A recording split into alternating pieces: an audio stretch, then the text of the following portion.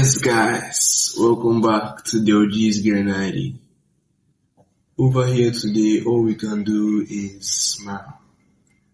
Because Chelsea Football Club never ceased to amaze us.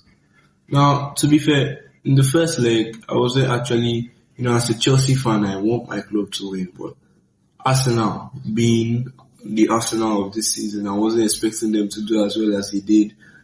And in the end, two Robert Sanchez howlers cost us that match. But I was actually pretty good with the result, and I was actually expecting the same result for this second leg. But unfortunately, to be fair, I'm not even mad at the players. So I am mad at Liam Rosinho. Now, give credit where credit is due.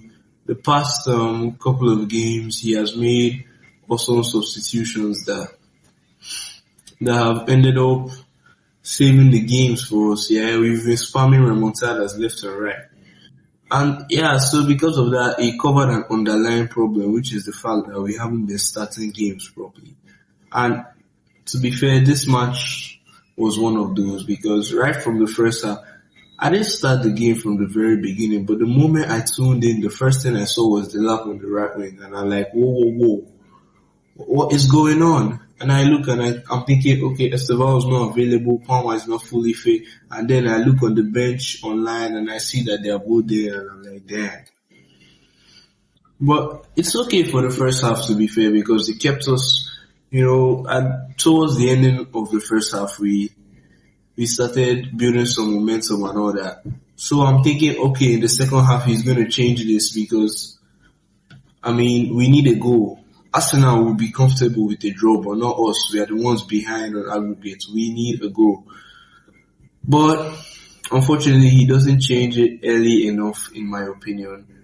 I personally wanted Delap to stay on that pitch for the full 90 minutes through the middle because Delap can deal properly with Gabriel. He can go band for band with him when it comes to physicality and open some space for Pedro. And then that's when you bring on your Palmans and your Estevals to play those nice passes, which we know they can do. Alongside Enzo. Enzo was, again, our best player on the pitch today, always looking to make something happen. Unfortunately, we are not entering the final, not going to Wembley, but hey, what can we say? It's all in a good day's work for Chelsea. To be fair, I don't think it's the end of the world, but I'm just not happy. There's the way you play and then you're like, alright. And then there's also the way you play and you're like, damn. And this is like somewhere in between that because Chelsea didn't play fantastic, but we weren't also bad. We caged Arsenal for the most part of the game. I just felt like we could have done better. Like at some point, I thought Hato needed to be hooked earlier than he was. Drop Cucurella down, get those two brothers up front, and then we have was Neto on the bench? I don't know, but Neto would have been useful in this game. Having Neto on the left wing, and then having Palmer, Esteval, Enzo, and Caicedo as those three in the middle with Esteval on your right, and then the two attackers, Pedro and Delap. I was expecting, I was to drop my match day lineup, but I did forget. But I did think this would be a good match for Delap and Pedro to play together as proper centre forwards and not, one being the centre forward and one being the right winger. And this could have still worked, but the problem is we know Pedro is the type to come down and receive the ball. And when he did that, the spaces he was opening, no one was getting into them. Usually, maybe your Palmers would be going in there, or maybe your Estevals or your Enzos, but Enzo was tied to the left wing kind of today, so he couldn't really operate in that zone he likes to operate, be that box crashing central midfielder. But these are just a couple of the errors I noticed. I don't think it was an all bad performance for Chelsea, and to be honest, I'm not even mad because, hey, we are like sitting fifth in the table in the top four race, obviously. We finished sixth in the group stage or league phase of the Champions League, I should say, which means we have direct qualification to the round of 16. We are still in the FA Cup, I believe. So yeah, it's not all that bad. Chelsea are actually they have actually done good this season, but I expected more from this game. In the dying embers of the game, Kai Havertz decides to add insult to injury and score a goal, but it didn't really mean anything. And to be fair, I didn't really expect any Chelsea players to come running back to try and stop the goal because I mean that was like those were the last few seconds. If he missed and Sanchez does the goal kick, that's the end of the game. So you don't really expect anyone to start wasting their last few bits of energy on that.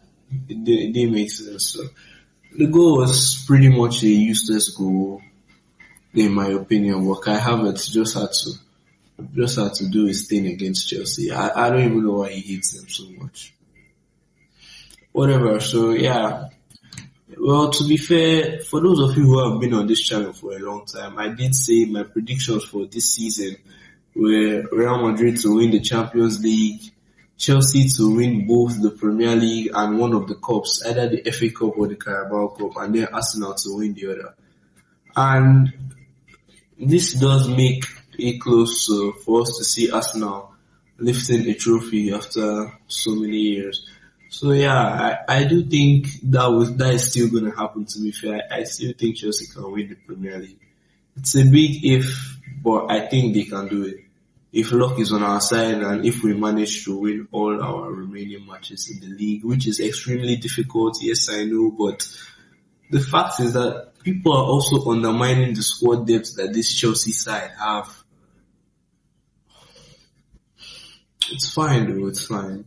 I'm not really happy to be honest, but I'm also not all that disappointed. It's just there are just kind of mixed feelings because I just feel that as a club, as a team, we should be better than the way we are. And I'm just slightly pissed because of the fact that we went out there like we were the ones with the one goal advantage. We were the ones trying to conserve the lead instead of going for it. I get the fact that for the first few minutes you don't go, you let the team settle so you guys can play with some fluidity. But I mean, it was like throughout the entire first half, the plan was by the last 5 minutes, the first like 40 minutes of the game, the plan was just keep it nil-nil, keep it nil-nil, and I'm like, why? Now I'm not criticizing Rosenior because he's also someone who has done well at the club. But I do think these certain tactical tweaks could have been better. But then again, he's a young coach and mistakes are permitted. Young coach, young squad, so whatever. Y'all should remember to like, comment, and do all the needful on this video because I've been consistent, so you all should give me the good stuff. So I'll see you in the next one. Peace.